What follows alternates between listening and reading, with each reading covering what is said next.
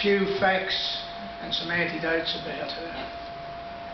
Kathleen Mary Lawson was born on the 12th of December 1927 at 7:10 at 12 Ilsa Place, Ferryport-on-Craig, Taycourt, Fife in Scotland. Kath was reared by her Granny Lawson, as her mother had to work in the mill to support the family. Kath later worked in the mill herself as a jute weaver. Kathy told many anecdotes about Granny Lawson. The couple that I remember quite thing is that if she went out on a date there, she'd come home and all of a sudden there'd be, "Kath, it's time." That was how would it be now if you have a young one goes out there and you wait till she comes home with the boyfriend and knocks on the window or the door and says, "It's time." Well, that was it. She also had a habit of giving away certain things. Kath said that sometimes there she'd come home, or she'd go to school or to work, she'd come home at dinner time and there'd be no curtains.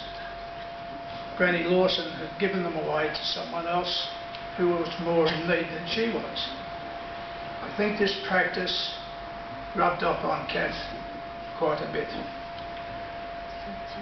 In December 1946, Kath married George Luke Clark, a bootmaker. And from memory there, Kath worked in the mill and I think George worked in the mill together. Anyway, Kath's aunts, both Mary and Liz, together with their husbands, emigrated to Australia, and on the 6th of May 1954, Kath and George arrived in Fremantle en route to Melbourne. Kath began work at the ICI slider plant in Ascot Vale, and it was there that Viv met her and began a friendship which I said will last for 50 odd years. We enjoyed each other's company at social events, Christmas parties, holidays and other outings. One special outing that we used to have was Saturday nights, and we'd go to a hotel which is no longer there, it's now the middle of the Tullamarine Airport, called the Inverness. Now in those days there, if you wanted to drink after 6 o'clock on a Saturday night, you had to be a bona fide traveller. That is, you had to be 25 miles away from where you rested the night before. We both lived on the same side of the town as the Inverness, and we were only about 4 miles away, so Viv and I were known and signed on as Mr. and Mrs. Tony Grimer of Henrietta Street in Moorabbin. Kath and George were always there as our visitors from Scotland. George, as some of you might know, had a very good tenor voice. It improved with lubrication, and on many occasions there, George would sing at these times.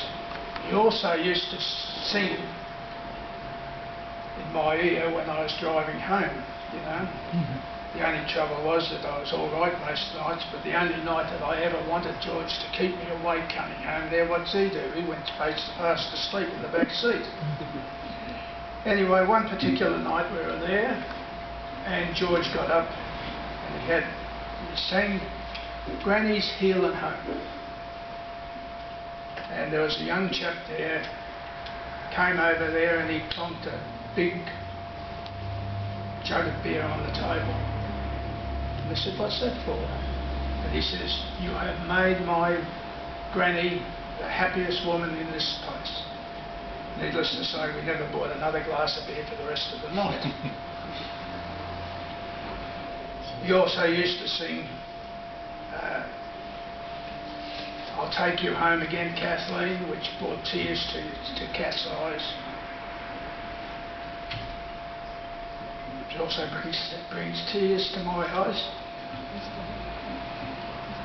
Kathy loved children, and if you're at an outing there was a baby present, Kath was as happy as a lark. In 1956, Kath became pregnant and David was born. Both Kath and George were ecstatic. And in 1962, after a difficult birth, Fiona was born. They had what they wanted, a pigeon pair. Kathy and George lived in various suburbs and finally resided at the RSL village in Cheltenham. When George passed away in 1993, Kath stayed on in the village and took up charity work at the Kingston Centre, and at times when her herself was a patient at Kingston, she was quite at home. Every nurse seemed to know her. She knew everything about everybody, and she thoroughly enjoyed, even though she was ill. She loved knitting. Sterile vests, as they're there with Ted, babies' clothes, coat hangers, and beanies, which she donated to various organisations. I can honestly say there that my head will not be cold for the next 30 years, once I've got home in the cupboard. I can remember Kath sitting in front of the fire, knitting or crocheting squares, woolen squares, which you would then sew together to make bed rugs. I don't know how many she crocheted, I don't know how many there, but it would run into hundreds. She became involved with the Bayside Church in Christmas night 2001. She joined an organisation called Hope and made many friends. Viv and I used to look forward to our Saturday lunch. One of the first things we used to when we walked into Cheltenham was the pies are right and nearly hot, Les, you'll be right. And we used to sit there and watch the Channel 2 football, where we would decide who would be good enough to play in the AFL. And Kathy knew very little about football there, but she picked out one chap there, James Podsiadly. She said that he would make a good footballer, which turned out that she was a bit of a psychic, and is now playing with Geelong. In 2008, Kath was unfortunately diagnosed with cervical cancer. Had a major operation. Christmas Day of the same year, she suffered a heart attack, from which she recovered. After chemotherapy, she lived in the village independently until February 2011.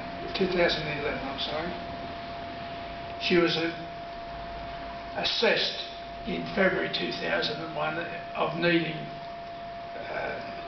nursing home care, and she moved to Frankston. She made friends down there, as she always did. She was visited by her family, many friends, and her daughter Fiona, who was resident in the United States. She remained there to the end of her nursed by Maria and a caring and loving soul. To conclude, I wish to offer thanks to the following people. Mrs. Sandra, excuse me, from the RSL village, for your compassion and caring in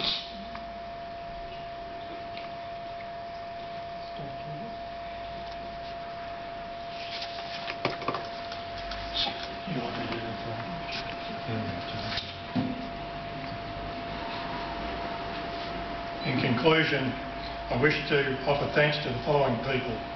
Sandra from the RSL at Cheltenham for your compassion and caring in ensuring that Kath was all right in her times of need. To cousin May, you have been more than a cousin.